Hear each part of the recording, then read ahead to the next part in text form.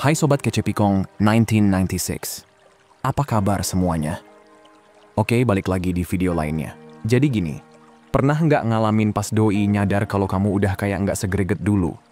Nah, biasanya reaksinya nggak sesimpel yang kita pikir, malah bisa rame banget dan bikin semua kebongkar.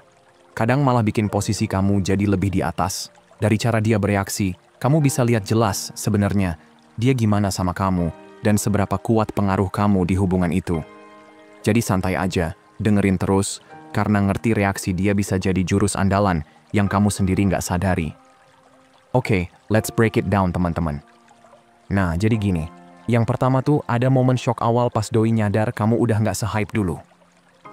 Dan ini bukan shock biasa, tapi lebih ke nyadar kalau, kok power gue udah nggak kayak dulu ya?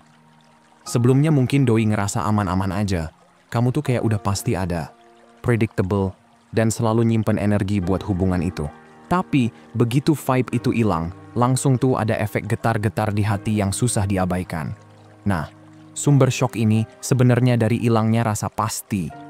Rasa pasti tuh bikin orang nyaman, bikin tenang, bikin yakin kalau kamu tuh masih full perhatian dan hadir di situ. Begitu rasa pasti itu hilang, doi kayak dilempar ke zona asing.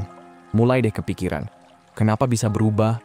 Gue salah baca? Ada yang gue lewatin, dan itu bukan cuma bingung, tapi takut kehilangan koneksi yang tadinya dia kira pegang kendali. Nah, disinilah justru powernya. Di momen shock itu, keseimbangan mulai geser. Diamnya kamu, mundurnya kamu, malah bikin suasananya misterius. Doi jadi nggak tahu lagi dia di posisi mana, dan ketidakpastian itu bikin pikirannya ketarik terus ke arah kamu. Otaknya bakal kebagi cuma buat nyari jawaban kenapa. Dan kuncinya buat kamu, jangan buru-buru jawab atau jelasin. Biarkan doi duduk manis di kursi kepikiran itu. Disitulah dia mulai nge-review lagi soal kamu dan dirinya sendiri. Nah lanjut, yang kedua nih. Masuk ke fase dia nyari validasi lagi. Validasi itu ibarat oksigen di hubungan, brosis. Begitu doi ngerasa perhatian sama ketertarikan kamu mulai luntur, langsung tuh kebentuk kekosongan di kepalanya yang nggak bisa di-skip. Kosongnya itu bikin nalurinya jalan buat balik nyari pengakuan kalau dia tuh masih penting di hidup kamu. Dan ini bukan cuma soal perasaan, tapi juga soal ngerasa balik punya power sama kontrol. Biasanya sih mulai kelihatan tanda-tanda kecil, kayak tiba-tiba dia lebih sering ngechat, ngirim pesan yang kesannya santai, tapi sebenarnya itu ujian kecil. Contoh, kamu gimana kabarnya? Atau tadi gue lihat ini, jadi inget kamu. Kelihatan random, padahal itu strategi buat ngecek keadaan emosional kamu, kira-kira kamu masih engage atau enggak. Nah, kalau respon kamu nggak sesuai ekspektasi dia, kadang levelnya naik. Bisa aja dia nyebut-nyebut orang lain, atau pura-pura kayak bodo amat sama ketiadaan kamu. Padahal aslinya sih nggak bodo amat, itu cuma cara buat nguji batas dan kestabilan emosi kamu. Nah, kesalahan fatal yang sering kejadian di sini tuh, orang keburu nyerah, atau kegeeran, terus balik ngejar, atau kebanyakan jelasin. Padahal power sebenarnya justru ada di tahan posisi. Tetap kalem, santai, nggak kegeser. Itu bikin dia mau nggak mau effort lebih buat ngerti kamu. Dan pelan-pelan nyadar kalau kamu udah bukan orang yang gampang dia baca kayak dulu. Nah, yang ketiga nih. Masuk ke fase kepo tingkat dewa. Jadi pas efek kagetnya udah agak reda, terus usaha dia buat dapetin validasi gagal, rasa penasaran mulai nguasain kepala. Dan ini bukan cuma penasaran soal kamu doang, tapi juga nyari tahu sebenarnya apa yang salah dan apa yang berubah. Orang tuh emang dasarnya suka overthinking kalau udah nyangkut hubungan. Begitu sikap kamu tiba-tiba berubah, langsung kepo mode on buat nyari jawabannya. Mulailah dia nge-rewind semua momen-momen lama di kepalanya, ngeanalisa tiap detail buat nyari clue. Gue kelewat apa ya? Ada tanda-tanda yang gue nggak lihat. Itu muter terus kayak playlist lagu galau. Kadang sampai nanya ke teman-temannya, nyusun puzzle biar ngerti kenapa kamu kayak gini. Nah, kepo ini lama-lama nyeret dia buat refleksi. Semakin dia mikir, makin kebuka hal-hal yang dulu dia anggap biasa aja. Kayak sifat kamu, effort kamu, sama hal-hal kecil yang bikin kamu beda dari yang lain. Justru pas kamu nggak ada, hal-hal positif itu jadi makin kedengeran kenceng di kepalanya.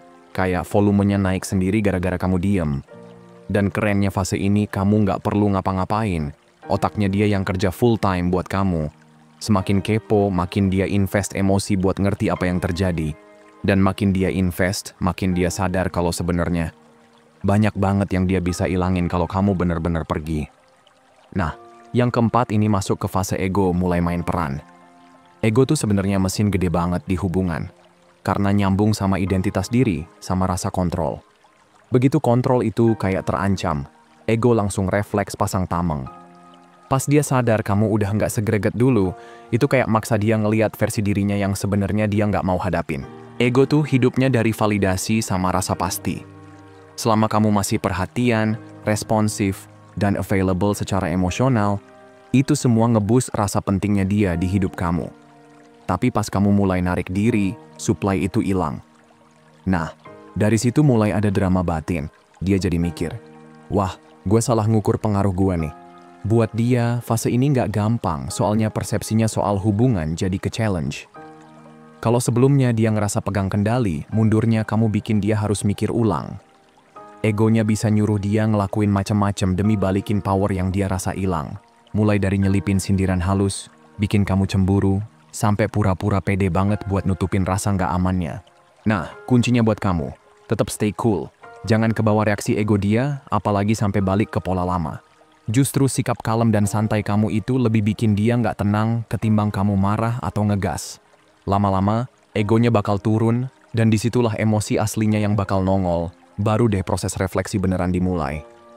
Nah, yang kelima ini udah masuk ke titik balik, fase ngerasa hampa. Banyak orang ngeremehin efek diem, padahal pas dia mulai bener-bener ngerasain kosongnya kamu, itu rasanya nyentak banget. Dan ini bukan cuma sekadar kangen kamu ada, tapi hilangnya semua yang kamu bawa ke hubungan, perhatian, energi, sampai konsistensi kamu. Awalnya mungkin dia santai aja, mikir, gue bisa adaptasi kok sama suasana baru ini. Tapi makin lama, makin kerasa beratnya. Dia mulai nyadar hal-hal kecil yang dulu dia anggap biasa, kayak cara kamu bikin dia ketawa, cara kamu dengerin dia, atau rasa aman yang kamu kasih. Dan sadar itu datangnya nyicil. Gelombang demi gelombang, dan tiap gelombang makin nyesek. Kekosongan ini nggak cuma bikin hati kerasa sepi, tapi juga main di pikiran. Dia mulai mikir, jangan-jangan gue selama ini nge-underestimate dia, atau ini gara-gara gue sendiri. Nah, momen refleksi ini justru powerful, karena maksa dia ngadepin perilaku dia sendiri sama dampaknya. Tugas kamu di fase ini simple banget, nggak usah ngapa-ngapain. Biarkan dia ngerasain penuh bobotnya kekosongan itu. Biar dia mikir, biar dia nanya-nanya ke dirinya sendiri. Semakin lama dia duduk di rasa itu, semakin besar juga nilai kamu di kepalanya. Nah, yang keenam ini bahas kenapa diam itu justru bisa ngeboost value kamu. Banyak orang salah paham, ngira diam itu artinya ngeghosting atau main tarik ulur, padahal bukan. Diam itu sebenarnya bikin ruang buat dia mikir lagi, nge-review apa aja yang selama ini kamu bawa ke hidupnya. Begitu kamu stop ngasih reassurance yang dia udah terbiasa terima, tiba-tiba dia dipaksa buat nge-revalue nilai kamu. Dan disitulah magicnya. Diam itu kuat banget justru karena nggak disangka-sangka. Kebanyakan orang pas kecewa atau kesal malah buru-buru jelasin, cari closure, atau ngejar perhatian. Tapi pas kamu malah mundur dan diem, kamu ngasih statement tanpa ngomong apa-apa. Gua nggak perlu buktiin nilai gua ke kamu. Tindakan gue udah cukup ngomongin itu. Nah, makin lama kamu diem, makin kenceng juga kehadiran kamu di kepalanya. Dia mulai replay momen-momen lama, nyadar hal-hal yang dulu dia skip. Mungkin itu kindness kamu, konsistensi kamu, atau cara kamu bikin dia ngerasa spesial. Semua sifat positif itu makin gede efeknya, karena nggak ada noise yang nutupin kosongnya kamu. Diem juga ngasih waktu buat dia nge-question dirinya sendiri. Kenapa dia nggak nyari gua? Dia beneran udah move on. Gua selama ini nge-underestimate dia? Pertanyaan kayak gini bukan cuma bikin kepo, tapi bikin sense of urgency. Makin lama kamu diem, makin gede value kamu di pikirannya, dan makin dia nyadar, ternyata dia kangen banget punya kamu di hidupnya. Nah, yang ketujuh ini udah masuk ke fase di mana diem kamu bikin tensi emosinya makin naik. Bukan cuma sekadar kangen, tapi ada rasa nggak tenang gara-gara semua pertanyaan yang belum kejawab muter di kepalanya. Dia nggak tahu kamu sekarang ada di posisi mana, dan ketidakpastian itu jadi bensin yang bikin pikirannya terus lari ke arah kamu. Tensi kayak gini kuat banget, soalnya ngancurin rasa stabil yang dia kira udah aman. Dulu mungkin dia ngerasa pegang kendali, tapi pas kamu narik diri, ilusi itu langsung pecah. Dari situ mulai campur aduk deh. Nyesel karena nggak apresiasi kamu, kepo kamu sekarang ngapain, sampai ngerasa bersalah kalau ternyata selama ini dia take you for granted. Tensi ini juga bikin dia makin sensitif sama semua hal yang ngingetin dia ke kamu. Lagu, tempat nongkrong, atau bahkan obrolan random bisa langsung nge-flashback ke momen-momen kalian. Dan tiap kali inget, tarikannya makin dalam. Lanjut ke yang ke-8, fase di mana kepo berubah jadi aksi. Rasa penasaran tuh emang punya cara sendiri buat nyeret orang bergerak. Begitu tensinya udah mentok, dia bakal ngerasa harus banget nge-bridge gap itu. Awalnya mungkin halus, kayak nge-like postingan kamu, ngirim chat santai, atau nyari-nyari alasan buat nyapa. Tapi makin lama, makin kelihatan seriusnya usaha dia buat connect lagi. Kalau dia udah reach out, itu artinya kamu udah nongkrong di kepalanya terus. Dia kemungkinan udah berhari-hari atau berminggu-minggu mikirin perasaannya, replay momen lama, sampai nyari tahu apa yang salah. Dari situ sering banget muncul kesadaran, wah, kehilangan dia kayaknya blunder gede deh. Nah, di sini cara kamu respon itu krusial. Ini momen kamu nunjukin kalau kamu udah grow up dan move forward. Responnya santai, pede, tapi agak cuek tipis-tipis. Misal dia chat, jangan langsung nyemplung ke obrolan dalam. Keep it light, keep it casual. Tunjukin kalau kamu open buat ngobrol, tapi nggak needy sama perhatiannya. Balance antara pede sama detached ini bikin dia ngelihat kamu beda. Kamu jadi sosok yang worth to chase, bukan yang gampang dia tarik balik. Dan pas kamu bisa tetap kalem, power dinamiknya langsung geser ke kamu. Bikin dia sadar kalau nge-win kamu balik itu nggak segampang yang dia pikir. Nah, yang ke-9 ini udah masuk ke kunci utamanya, kontrol emosi. Kontrol emosi itu salah satu kualitas paling kece yang bisa bikin kamu kelihatan beda, apalagi pas dia udah mulai reach out lagi. Kadang pas dia nyapa, ada aja tuh ujian-ujian halusnya. Bikin kamu kesel, nge-trigger reaksi, atau ngetes seberapa minat kamu masih ada. Cara kamu handle momen kayak gini bakal nentuin gimana dia lihat kamu ke depannya. Bayangin, dia mulai nyolek-nyolek luka lama, nyebutin nama orang lain, atau lempar sindiran buat lihat kamu meledak. Kalau kamu kebawa emosi, marah, atau bete, itu tandanya kamu masih gampang digerakin sama aksinya. Tapi kalau kamu tetap tenang, santai, nggak ke-distract, itu sinyal power banget. Kamu nunjukin kalau kamu peduli, tapi nggak dikontrol sama perilakunya. Kontrol emosi itu bukan nyembunyiin perasaan, tapi paham gimana cara ngelola perasaan itu. Kamu bisa hadapin kecewa, ditolak, atau berantem dengan elegan dan dewasa. Stabilitas kayak gini tuh langka banget. Dan justru bikin orang ngerasa aman.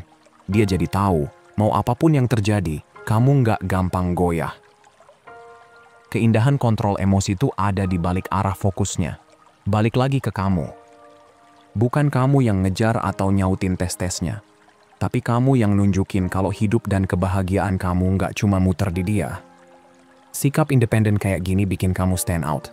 Dan ninggalin kesan yang susah dihapus. Terakhir nih, yang ke-10, powernya move on dengan elegan. Ini salah satu langkah paling impactful yang bisa kamu lakuin. Move on elegan tuh bukan berarti langsung cut off total atau pura-pura nggak peduli. Tapi nunjukin kalau kamu cukup pede buat ngasih prioritas ke growth sama kebahagiaan diri sendiri. Pas kamu move on dengan elegan, kamu ngirim pesan jelas. Gue terlalu bernilai buat stay di situasi yang nggak sesuai standar gue. Self-respect level segini tuh super attractive. Karena bikin kamu kelihatan nggak takut ninggalin sesuatu yang udah nggak ngasih benefit ke kamu.